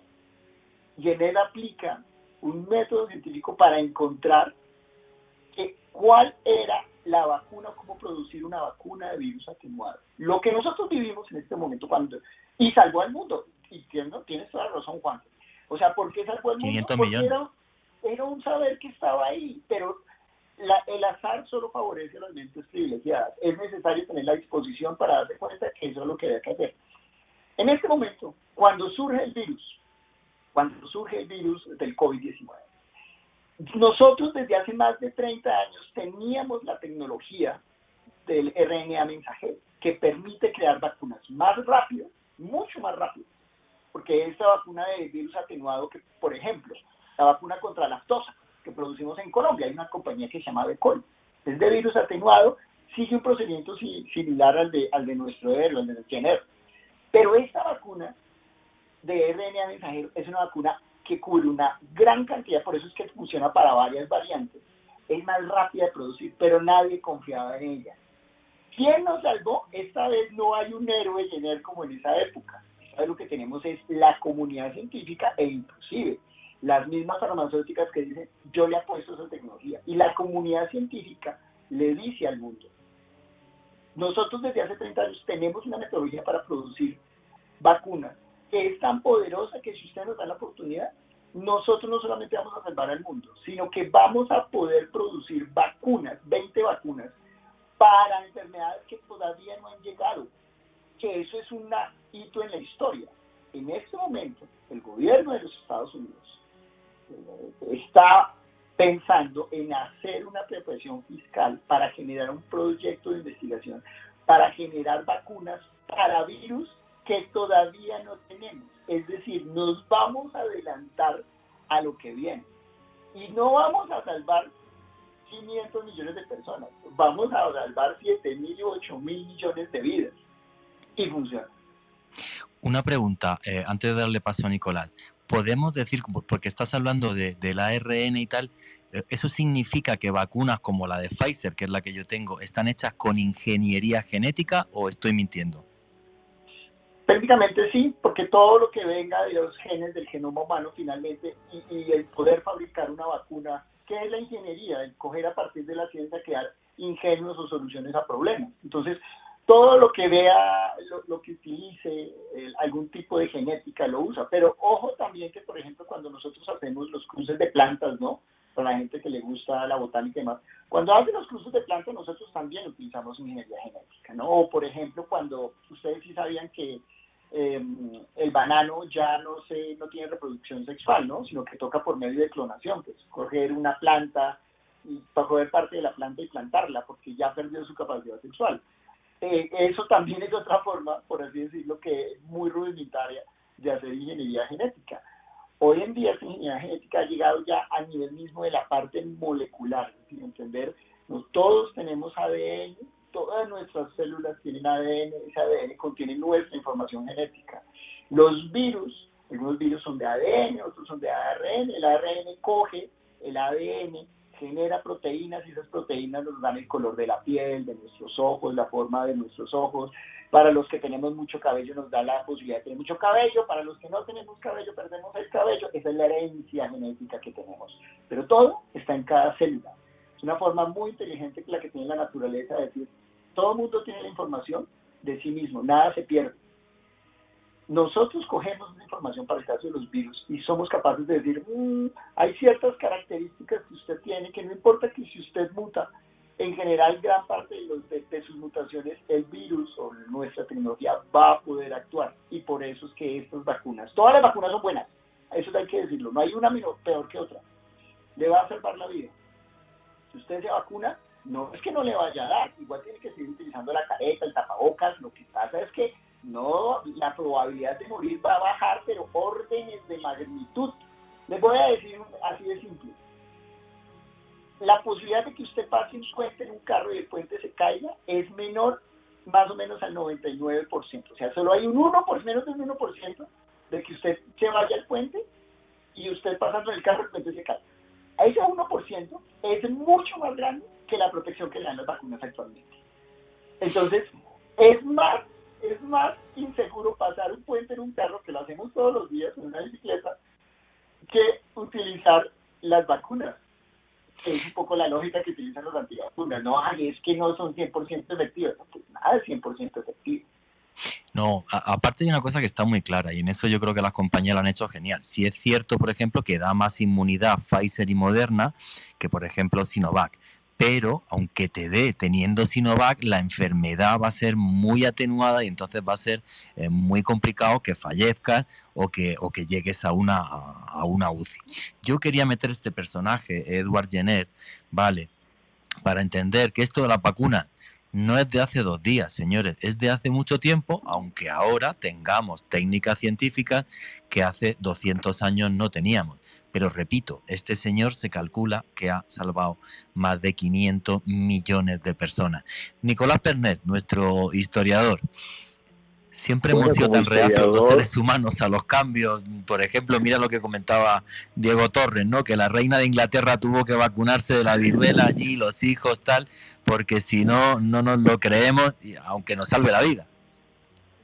Claro, siempre. Además, el hecho de que viniera de vacas, por eso vacunas, el sentido de que fuera de animales que te van a inocular, jamás de uno le podría parecer que era reducirse su preciosa humanidad a compararse con animales. Un poco lo que la ciencia, lo que he visto históricamente es que siempre ha sido bajarnos un poquito más del ego, que no somos el centro del universo, somos un planeta nada más, no somos diferentes a los animales, somos cercanos a ellos, no somos invencibles.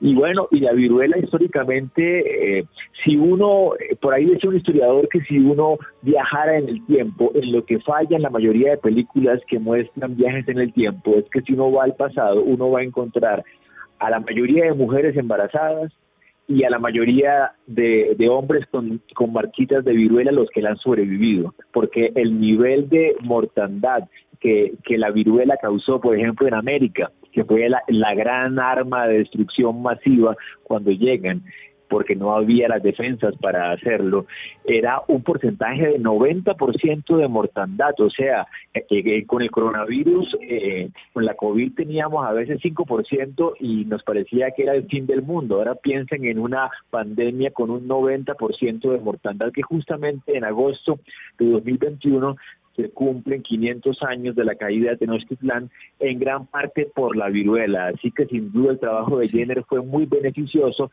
pero le llegó a los aztecas 300 años tarde. Efectivamente, se calcula, aunque no podemos saber datos exactos, incluso que el 80% de la población del continente murió por el choque bacteriológico. Diego Torres. Pues qué buen ejemplo, Nicolás, porque Tenochtitlán era la ciudad más grande del mundo en su momento. Vivía, no creo que más de 1 millón de personas, alrededor de 1 millón, cuando no sé, en Venecia habrían 100.000, 200.000 personas. Y efectivamente, los mexicanos, esa herencia que tienen de decir es que nosotros no nos vencieron en batalla, vencieron de otra forma, tiene toda la razón. Pero inclusive más allá, miren,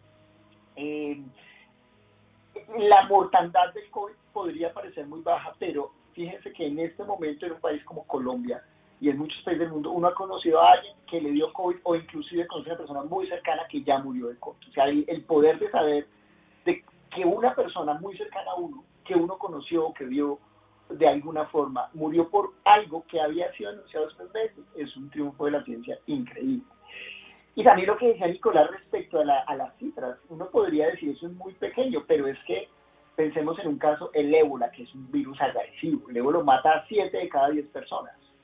Y no se le había dado la gana al ser humano de producir una vacuna simple y llanamente porque como nunca salía de África, pues no hay ningún problema. Pero resulta que ahora con la movilidad que tenemos, este tipo de virus muta muy rápido en una población que genera mutaciones que tienen otras dinámicas y que puede viajar rápidamente a cualquier parte del mundo. Es que nosotros podemos ir a Australia, en menos de un día llegamos a Australia sin ningún inconveniente. Entonces, ¿qué es lo que va a pasar en el futuro? Yo hablando de los héroes, a mí me parece que el gran héroe para esta parte de la historia, me parece que es la comunidad científica, lo que hemos logrado a partir de los conocimientos y lo que vamos a seguir logrando. Yo pienso que va a llegar un punto de la historia en la cual un poco vamos a tener una resistencia a la misma ciencia, es porque vamos a sobrepoblar el planeta, lo vamos a polucionar, van a llegar nuevas tecnologías que nos van a quitar nuestra intimidad, que ya las tenemos, porque el triunfo es apabullante, ¿no? Y eso es, creo que el gran héroe es un constructo muy novedoso, que es la ciencia. Fíjate si es importante eso que has dicho, el que con el COVID en muy poco tiempo supiéramos, identificáramos el virus, incluso de dónde salió, desde China, de la ciudad de Wuhan, que la última gran pandemia, que se le conoce por el nombre de gripe española, resulta que es una gripe que nació en Estados Unidos. Pero como fue en la Primera Guerra Mundial, son los periódicos españoles, porque España no estaba en guerra, los que dicen, oye, que está empezando aquí a morir un montón de gente y por eso se le bautizó con ese nombre, cuando realmente es una gripe porcina que nació en Estados Unidos y la ciencia lo ha demostrado. Por cierto, que hace poco cogieron el virus de un cadáver que encontraron en Alaska congelado, que había muerto por gripe española. Entonces... Oye, Juanje, y una cosa, y esto sí es para un programa de misterio que vale la pena hacer. Mira, eso es, yo al principio era muy escéptico respecto al origen del virus, y muchos dijeron, no, es que pues es un virus que pasó de un animal, de un mamífero a las personas, ¿no? Pero la verdad, hay que reconocer que eso está, cada vez que salen más pruebas respecto al origen del virus, hay algo muy raro. ¿Cómo así que el virus nace precisamente en las ciudades en las que hay uno de los institutos más importantes del mundo en el estudio de virus? Y precisamente virus que saltan de los seres, de los animales, a los seres vivos. ¿Cómo así? Cada vez aparecen más y más pruebas. Lo que pasa es que la historia no se escribe tan rápido como uno quisiera, y las investigaciones no van tan rápido.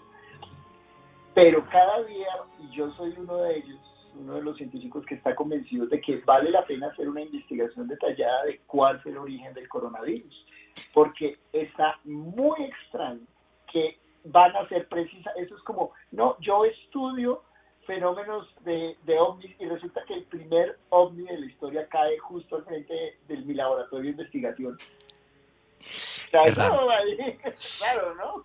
Es que, ¿sabes lo que pasa ahí? Es un tema que, aunque nos salgamos un pelín del guión de hoy, pero no importa, pero yo creo que a la gente esto le interesa mucho. Yo seguí toda la historia del virus desde el principio y en mi canal de YouTube, Oculto tras la sombra, hice varios videos que los podéis ver ahí, y además algunos tienen muchas reproducciones. Porque además al comienzo hubo un estudio científico que dijo, no, hemos hecho un chequeo genético del virus y el virus seguro que no es una modificación y tal, historia. Luego empezaron otros a decir, cuidado, que es que a lo mejor sí, que este virus es raro. Ahora no, ahora ya directamente, que yo en el vídeo, por ejemplo, en el primer vídeo que hago sobre el tema del coronavirus, sí estaba diciendo, oiga, pero hay un estudio científico que dice esto, y el problema, me lo está chateando ahora mismo Diego, es que claro, es que los chinos han dicho, usted no puede ir a investigar a Wuhan. Cuando, por ejemplo, una universidad británica, juraría que es Oxford, demostró, por ejemplo, que el virus estaba desde mucho tiempo antes, y lo hicieron gracias a fotografías satélite de los hospitales de Wuhan en verano del año 2019, porque había muchos más coches que otros años comparando la fotografía satélite, más búsquedas en internet, donde la gente estaba poniendo los síntomas que son del coronavirus, diarrea, fiebre, tal. Entonces, claro, o sea, esto al principio, pues yo pensaba que no se había escapado del laboratorio de Wuhan, y ahora también tengo mis dudas, como el gobierno norteamericano, que ha mandado toda una comisión a través de la CIA en la que segurísimo hay científicos, aunque no sabemos los nombres de ellos, pues porque esto no está claro. O sea, no está claro para nada. Pero bueno, yo creo que esto da para un debate o para hacer otro día un programa sobre el famoso paciente cero y demás. Y si queréis invitamos a un médico o a un microbiólogo, ¿vale? Porque sí que creo que es importante. Pero faltan pocos minutitos y quería hablaros del último héroe de hoy, ¿vale? Que también tiene que ver con la vacuna. Porque el señor Jenner inventó una vacuna que fue la supervacuna, porque era una enfermedad que mataba a muchísima gente. Pero hay otro señor que me parece un personaje maravilloso, nos quedan muy pocos minutos, pero quiero comentar lo que es Maurice Hilleman. Y Maurice Hilleman creó 40 vacunas. O sea, gracias a este señor hay hasta 14 vacunas que a día de hoy todavía se le ponen a los niños. Es el inventor, por ejemplo, de una vacuna muy famosa que es la tripe vírica, que va contra las paperas, el sarampión y la rubeola. Y era un señor que estaba obsesionado precisamente con el tema de que los niños no tuvieran enfermedades que pudieran acabar con su vida. Y la historia de este señor me parece fascinante, porque además parece ser que era muy grosero y hablaba como que bastante feo y tal, y hay un momento en el que Merck le dicen, oiga, vamos a darle un curso para que usted no sea grosero con la gente, y el tipo parece ser que respondió algo así como, ¿pero esto qué es? ¿Una escuela evangélica o una empresa? Y entonces la gente que trabaja con él y gente que le conoció, como el famosísimo Anthony Fauci en Estados Unidos, lo describen como un gruñón genial, porque por lo visto el tipo tenía una inteligencia que era una cosa fuera de lo común. Faltan 7 minutitos. Diego Torres, ¿quieres comentar algo sobre la figura de Maurice Hilleman? Pues más que sobre la figura de Hilleman como tal, es la parte humana de la ciencia, ¿no? Efectivamente, yo siempre he dicho que la genialidad no pelea con nadie, y el caso de la existencia de grandes constructos como la relatividad general que la hizo una persona, o la mecánica cuántica que le hicieron muchos, o en este caso las vacunas, está la genialidad de encontrar el método, de decir, oiga, es que existe una metodología, ya tenemos la metodología, estandaricémosla, y empezaron efectivamente, y Merck paradójicamente se benefició enormemente de eso. La compañía Merck produjo una enorme cantidad de vacunas. Y mira lo que pasa en ocasiones cuando las compañías empiezan, inclusive los países, toman decisiones de despreciar a sus científicos y a su comunidad científica. Merck, que era la gran productora de vacunas en su momento, que produjo, patentó, aportó, y que volvieron obligatorias las vacunas y subieron los niveles estándar. Merck no participó en la producción de vacunas de COVID-19, porque en determinado momento alguien de la sección de ventas dijo, no, es que yo que voy a lidiar con esos científicos que son todos gruñones, que se creen mejor que nadie. Y uno dice, señores, pero es que si es una persona o es un grupo de personas que está dando resultados, o sea, ese es más, que el tipo sea buena gente o mala gente, es un más menor contra lo que va a tener, ¿no? a veces esta obsesión ahora que tenemos de ser políticamente correctos, y viene el otro lado, que tenemos un quinto poder ahora, que es el de los influencers, que todo está mal, si a usted le gusta la carne está mal, si usted es papá soltero está mal, si es mamá soltera también está mal, o sea, y eso toma determinaciones que finalmente terminan afectando el futuro, no solamente de la industria, sino también de la humanidad. Los científicos, y me meto dentro de ellos, no somos personas fáciles, eso sí es absolutamente cierto. Pero cuando una persona da resultados, cuando un grupo de profesionales da resultados, sé que puede hacer. Me pareció más acertado lo de Merck de decir, venga, le voy a enseñar a convivir, que es una cosa que ahora nos toca en las universidades también, enseñar a las personas a ser mejores personas y ciudadanos. Pero la genialidad no pelea con nada. Ese señor logró efectivamente estandarizar algo que se sabía que se podía hacer. Él lo logró. Merck luego lo desprecia, luego, insisto, Merck increíblemente me sorprende. Si ustedes miren las vacunas que hay, Merck no está. Están otras, Johnson & Johnson. Qué loco. Está. Qué loco. Y no dice Merck, que dice Merck en todo lado, se vayan los comerciales. ¿Por qué? Porque decidieron vender más cositas que eran lógicas para ellos en lugar de aplicar investigación y desarrollo. Todo un personaje, me parece súper curioso y aparte tan genio que no solamente eso, identificó el virus de la gripe y dijo, nos podemos adelantar a la siguiente temporada y crear una vacuna para el virus que va a llegar preveyendo las mutaciones. O sea, desde mi punto de vista, este señor todo un genio. Bueno, señores, estamos llegando al final del programa, así que vamos a hacer conclusiones de nuestros invitados y las vuestras a través del numeral Héroes Caracol. Nicolás Pernet, los héroes son necesarios, creo que hemos hecho un repaso, hoy importante por todos ellos. Tus conclusiones finales, amigo. Lo que pienso es que los héroes siempre han estado y las heroínas también. Faltaron también recordar mujeres de la ciencia, de la política, hasta de la guerra, y que en el fondo son encarnaciones de los mitos. Empezamos la historia de los héroes remontando en el tiempo hasta la antigua Grecia, casi con reminiscencias mitológicas de Heracles, de Leonidas, que era humano, pero que tenía esa vestimenta mitológica, y el mito, como decían los griegos, está al final y está al comienzo de la historia. Como decía Joseph Campbell en su libro del héroe de las 1000 caras, todos pasamos por procesos de heroísmo, vamos a robarle el fuego a los dioses, pasamos por el infierno, por las pruebas, contra las dificultades, y volvemos a alimentar a nuestra comunidad y a nuestra vida. Y los héroes son esos seres humanos que logran hacer ese viaje, que vencen sus dificultades, que vencen los obstáculos y logran traer de ese mundo de las ideas y de los dioses nuevos descubrimientos, nuevas ideas, valentía y una serie de inventos o de progresos que hacen que la humanidad avance en su conjunto. Así que es la encarnación del mito del héroe una y otra vez. ¿Tus redes sociales para que la gente pueda seguirte, Nicolás?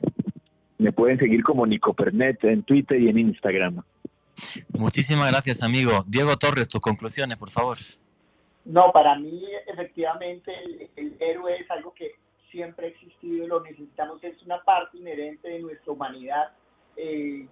Lo llevamos inmerso, necesitamos los héroes, pero también creo que día por día hemos empezado a reconocer que estos heroísmos son ya más colectivos. Yo veo que la sociedad efectivamente está evolucionando a tener unos heroísmos colectivos en los cuales todos ponemos, todos ganamos, todos perdemos. Seguirán existiendo los héroes, son importantes para llenarnos de esperanza, para fijarnos un camino.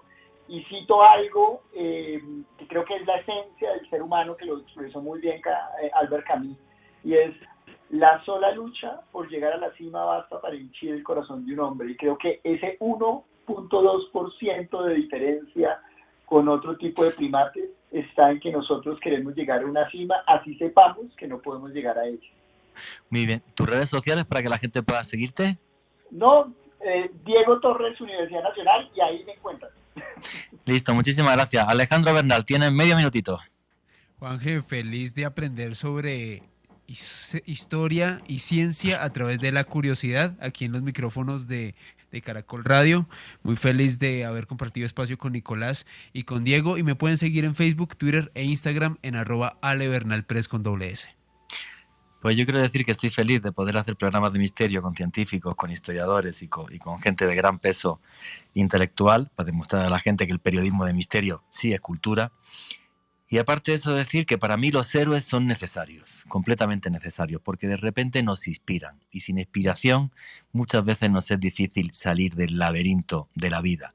Pero sí es cierto, y estoy completamente de acuerdo con Diego, que muchas veces los retos son colectivos. Y todos en sí mismos tenemos que mirar, porque si rascamos en el fondo, todos dentro llevamos un héroe. Y nunca olviden que vivimos en un mundo mágico porque está repleto de misterio.